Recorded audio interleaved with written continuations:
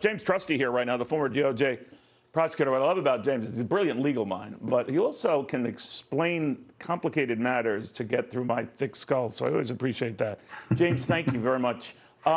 Sure. Let me ask you about where this goes, James. When already they're talking about investigations on the part of the FBI, Justice Department, and extending in Washington, what's going on in Albany, that's building fast. What is it building toward?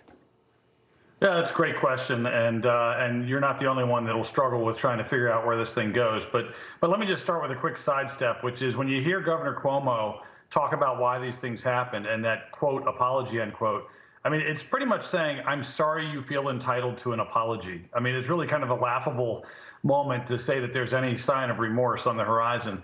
But that kind of goes to the big picture, and then I'll talk about the legal picture. The big picture is there's plenty of room for moral blame and even political accountability. That doesn't mean it's always on the same track with criminal prosecution. And so, I think that there's a decent likelihood that there won't be accountability in a traditional criminal sense for the substance of what happened with these people dying in nursing homes. You could have a very aggressive state prosecutor who says, I want to build a case for second-degree murder or manslaughter or reckless endangerment, because they're not intentional deaths, but there is a recklessness requirement there that has to be proven beyond a reasonable doubt. So that's very uphill, and I'm not holding my breath for that, that type of perp walk for Governor Cuomo. You also have civil rights looking into it.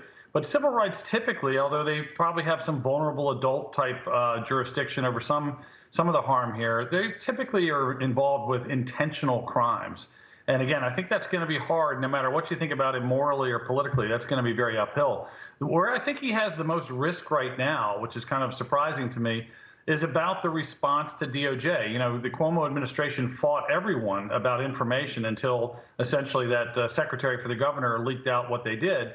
And the bottom line is federal investigators take subpoenas very seriously. So if you're not complying with a federal subpoena for information and you're deceiving them, that's the hook. It's not about the deaths themselves, it's the cover-up. And you could have a false statement or obstruction charge in the mix for that.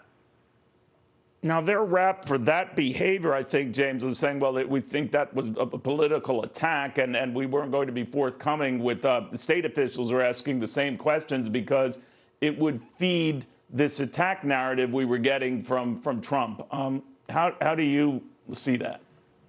Well, there's not a Trump exception for falsity. So, yeah, that might be the political cover in terms of telling the State House in Albany, hey, the reason I couldn't be forthcoming was because the evil orange man was after me. But when it comes to the federal compliance, federal subpoenas, that's a different story. You can't just say I picked and choose because, I knew Trump was up to no good. The bottom line is if there was the type of certification that you sometimes have with federal subpoenas where you're basically saying these are our records and they are accurate, if you have that, then you have some risk here for him in terms of the falsity of it. And it really doesn't matter what the excuses are. It's either an intentionally false statement or not. Again, the key there, by the way, normally the issue is did they just screw up and not provide everything? Once you had that devastating moment where his secretary, Ms. DeRosa, said, oh, we froze because of the federal investigation, there's your intent. That's what puts it in a very different ballpark than just being able to say, hey, we couldn't gather all the information cleanly.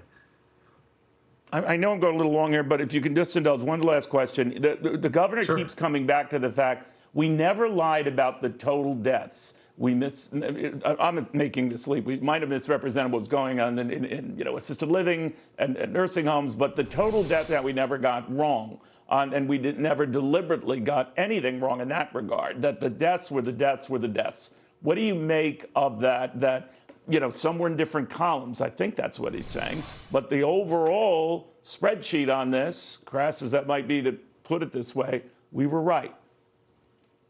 Yeah, I mean, look, these are factual determinations. I don't know exactly how they made their representations to the federal government, but it sounds like a lot of reconstructive surgery. Like, well, we didn't really lie. We just kind of half lied. And I don't know that that's going to sell real well if somebody's taking a serious look at the conduct of the governor and his office when it came to compliance. Great stuff always, Jim. I got a good idea of where these dots connect and where they're going. James Trusty, the former DOJ prosecutor. James doesn't admit this as well, but he has a great sense of humor as well. That'll come out, Never. Stories, but it always is there. No, okay. Just watch me, young man.